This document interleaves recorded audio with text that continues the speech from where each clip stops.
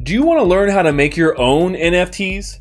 Today, I'm going to give you a step-by-step tutorial that shows you exactly how to make your own NFTs and do it for far cheaper than if you were minting on Ethereum. Are you ready? Well, hey there, crypto friends. Thanks again for joining me. So today's all about making your own NFTs. I've been getting so many requests on how to mint your own NFTs. I decided to just do a quick tutorial, but a step-by-step tutorial that's great for beginners that are just getting their feet wet in creating NFTs. So all of you guys knew exactly how to do this process. So today, we're gonna be doing this on the Wax blockchain.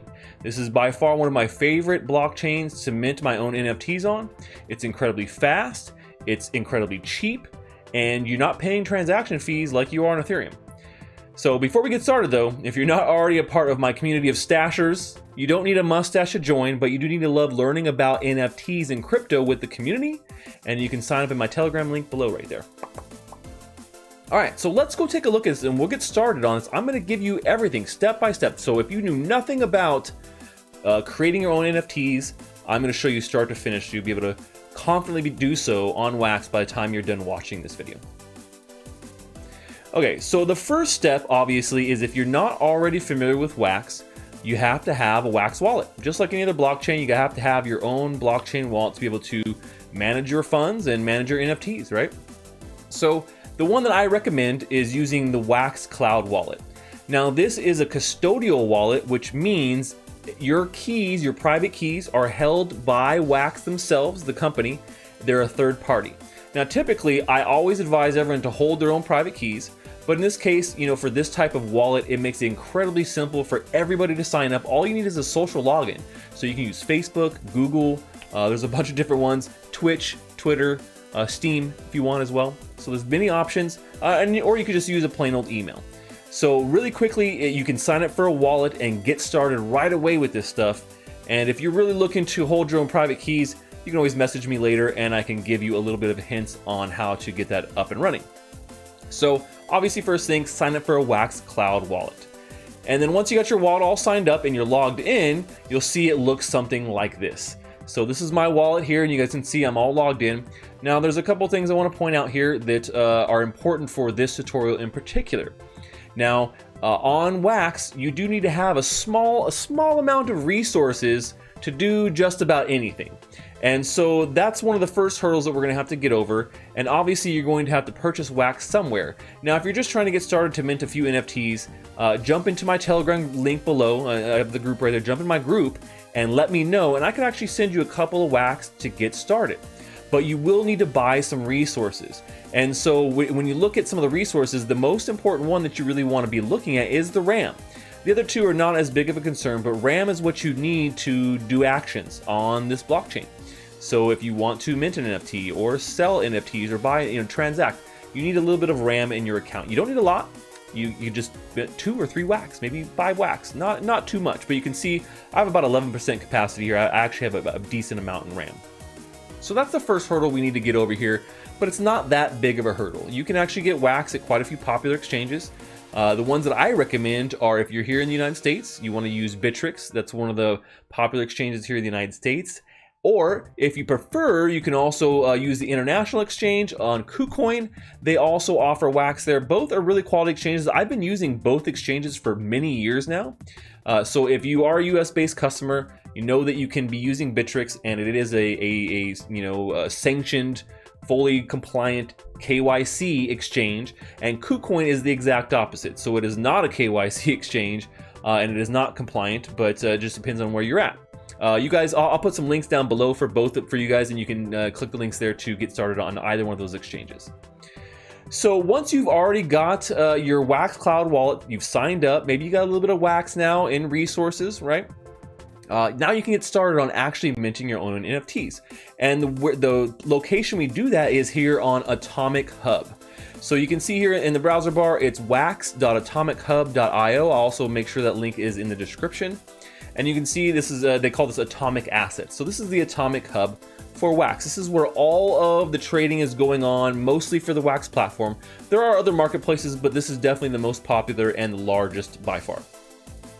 So you can see a little bit here of what's going on as on the marketplace and sales. We're not going to focus too much on the other aspects here, but we are going to focus on the NFT creator. So once we've logged into we've created our Wax Cloud wallet, now we need to log into the wallet. So you just have to hit the login button here, and you'll see it'll ask you which option you want to log in with. We want to log in with the Wax Cloud wallet. So it's going to pop up a transaction request. You're not going to see that on your screen here, but anytime you're transacting on Wax using your wallet, it's going to pop up a little notification saying, hey, is it okay if we do this? So you do need to make sure that you don't have like pop-ups blocked or any kind of way. Also too, if you're on Brave, you might want to put Brave shields down just for this site in particular.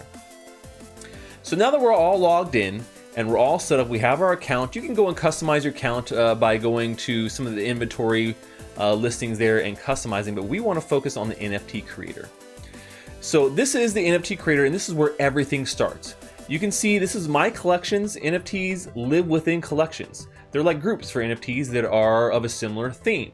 And so in particular, the way that I go about it is I always have one top level collection, which is the Crypto Stash collection. Everything I'm going to do is going to be in that collection. And then I use what we call schemas to be able to break those down into different groups. And we're going to cover that here in a second. But I wanted to show you the fact that here is my RAM, and I have 100 KB of RAM.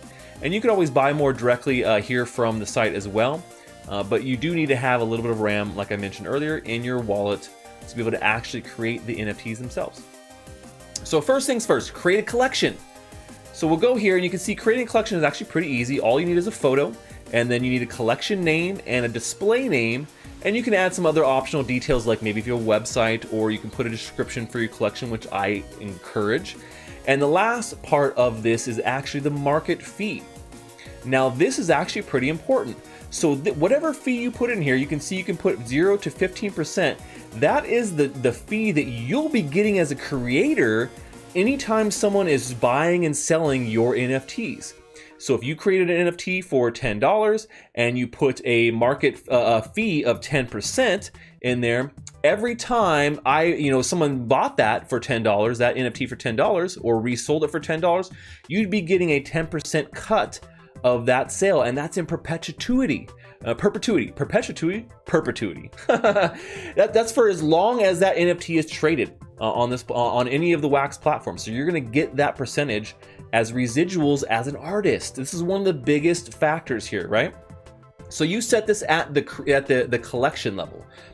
And so a couple of the things to note here is that your collection name actually has to be exactly 12 characters. Now this is a little bit of a weird thing with the Wax blockchain in particular, but it has to be exactly 12. So you got to get a little creative there. You can use the numbers 1 through 5 and only lowercase letters as well, A through Z. So you do have to get a little creative there, but you can make the display name pretty much whatever you want. So you can have the collection name be something and the display name be exactly what it should be. So that collection name is actually really important because that is what's showing up in search results. So you must keep that in consideration. Okay, so if we've got our photo loaded up, we've got our name loaded up for our collection, our display name is set, we put in details for our website and our description, and we've set our market fee, you just go ahead and create that collection, and you'll end up with it looking just like this. So now you have your collection with the name, and we'll go ahead and view that collection. So here is my collection, the Crypto Stash collection. You can see I actually had to use crypto and then 5 for an S, because someone actually took my name, my collection name, before I got to it. Someone's camping on my Crypto Stash name. If you're out there and you're watching, please sell it back to me. So here we are in our collection, and you can see I put my website address, I have my display name, Crypto Stash, the best mustache in crypto, you know it. And my market fee I've set at 10%, so I will get 10% of all future sales of my NFTs, regardless if I'm selling them or someone else's. Now that we have our collection set, we are going to now break this down into specific groups, which we call schemas. And schemas are a way to group similar NFTs into their own little, schema. So you can see here your schema, you have a name and you have attributes. Now, unlike the collection, you don't have to do exactly 12 characters for the schema name. It can be anything as long as they're lowercase and 1 through 5. So we'll do, test schema. And then on the right hand side, you have your attributes. Now these attributes can be anything that you want them to be. They're default ones every time you create any kind of NFT. You need a name, right? So the name and the image are the two things that you cannot create an NFT without, right? But you can add extra attributes to as much as you want. Perhaps you've collaborated with another artist on this piece. You could add a new attribute and make it collaboration. And then you could put in a attribute type of text, right? So that way, when I create the NFT, I have a little area in this schema to be able to put the name of the collaboration artist, right? You could do this for lots of different things. You could create different rarity levels. You could put all kinds of additional information into your NFT by creating as many new attributes as you'd like.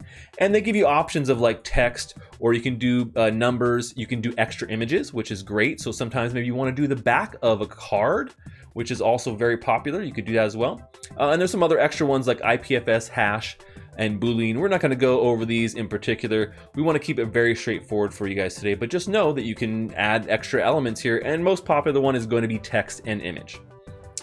So once we have that all done, we have our name here, we have our attributes set. These attributes are going to be for everything you create in this schema. So you want to make sure any NFT you create within the schema will have these attributes. So I'm going to show you exactly the ones that I've created. I have one called Sticky Stash. This is for all of my stickers. I did a big sticker collection. And I have one called Basic Stash. And this is just for very basic assets that I'm creating. And so today, while we mint this, we're going to go use the Basic Stash. So you can see right here, I went with the default ones: name, text, image, and then I actually did add an additional one called description. So I can add a little description about that NFT embedded within the metadata of the NFT itself. So the schema is like a way to group similar NFTs into a group that makes sense, right? Something that are apples to apples. Now you say, okay, now that's great. Now can we just get to minting? Right now, this is where you'd be tempted to just go and hit this mint new asset button. And you can totally use it that way, and you can just go mint the asset directly. But what I actually recommend is scrolling down to the bottom and creating a template for that asset. Because depending on how many copies you want to make and when you're going to mint them and how many you mint at a time, it's far easier to create a template to then mint over and over again than having to put the information in every single time. So here we are with the create new template. We're going to show you an example here of how you can create a new template to make it super simple to continue to mint these NFTs over and over again and not have to put the same information in, right? So the first thing we want to do is we want to upload our image. Now I'm going to pick this from my computer here, and you can see we're going with the stash signal. This is the signal you put in the sky anytime you need help in crypto, and Stache comes flying into the rescue. So the other thing to take in consideration is the max supply. This is how many NFTs could ever be created using this template, using this image, using this data. So in particular, I want to make this one very high supply, max supply, because I want to give these away for free for a very long time. But if you wanted to make something really rare, maybe you say the max supply that could ever be created of this is 10. And that way you could never ever mint one besides. I mean, you could do another template with the same, image, but it wouldn't have the same metadata connected to it. And you would know that it was a separate mint and not this same one. So there's also options to turn on and off transferring and burning. You probably always want to leave these on. Assets can be transferred as important, otherwise you wouldn't be able to sell things or send them to people. Once they're in their wallet, they're locked there and they can never leave. And then burning just means that someone can destroy that NFT themselves if they like. That may seem like a bad thing, but in general it reduces the supply, so that means that they theoretically would go up in value because there's less of them out there. So I usually leave both of these on. Now we want to put in the name of the NFT. This is what it's actually going to be called, and then we're going to call this the Stache signal. The Stache signal. And then we're going to go with text like, let me see here.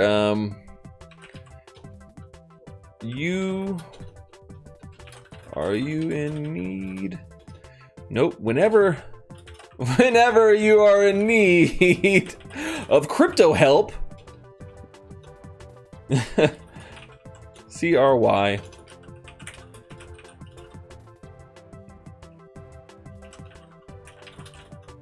Just use the Stache signal.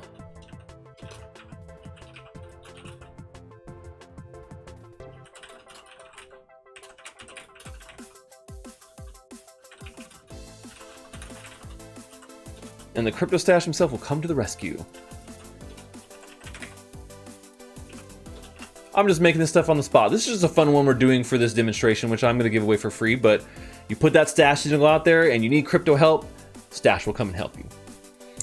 So, okay, so you see we have everything here. We've loaded our image, we've set the max supply, we've checked our options here, we've made sure there's a name. And now the other thing I'm gonna make sure that you guys understand is that if you upload an image in this box and then nothing shows here like that looks like this, then do not go and create template, because you will not have an image attached to it and you won't be able to upload an image later.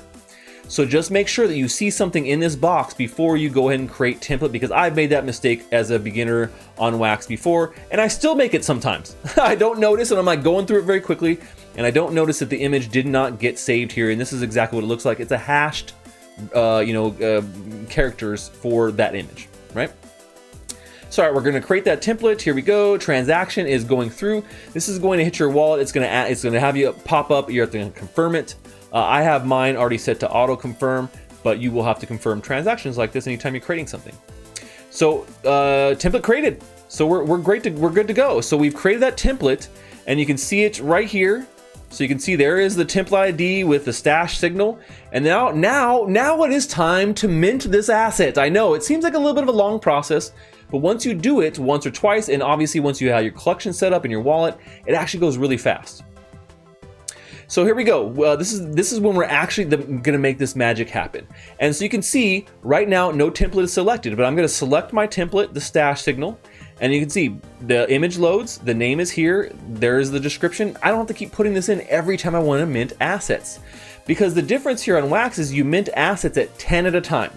And there's other ways to mint them more and more at a time, but in general, they do have a limit of how many you can mint all at once, and the number is 10 at the moment. Now, there are other ways, more advanced ways to mint a bunch on demand, or to sell a bunch in what we call a drop, and they mint on demand. So if you have a supply of 300 and people are buying them, they just mint as people buy.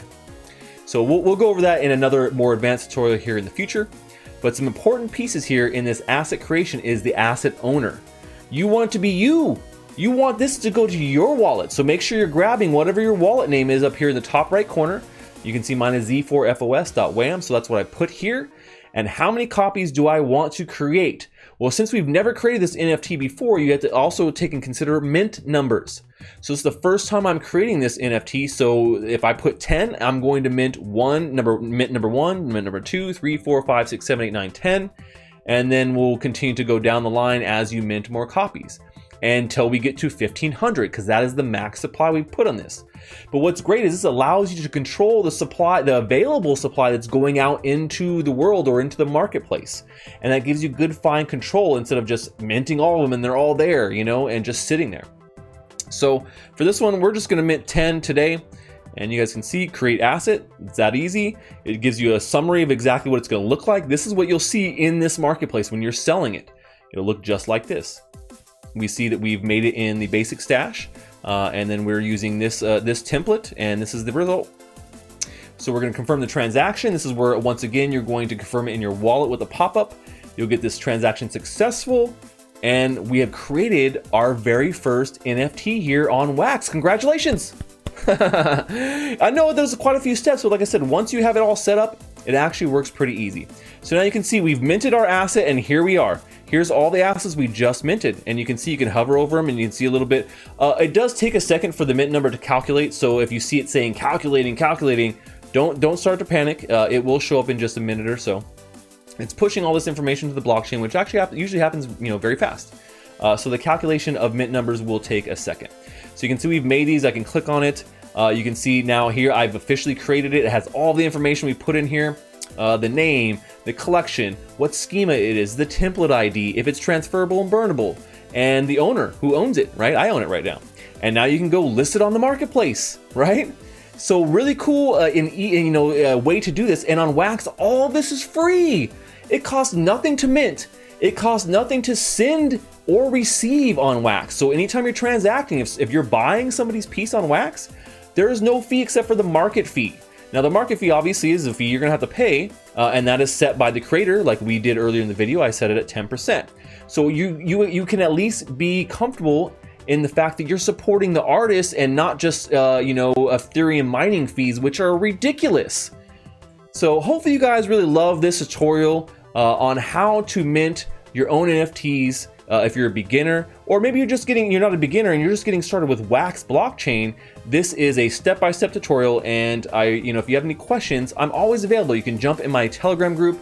We talk about NFTs, creating NFTs, and all those fun things all day long.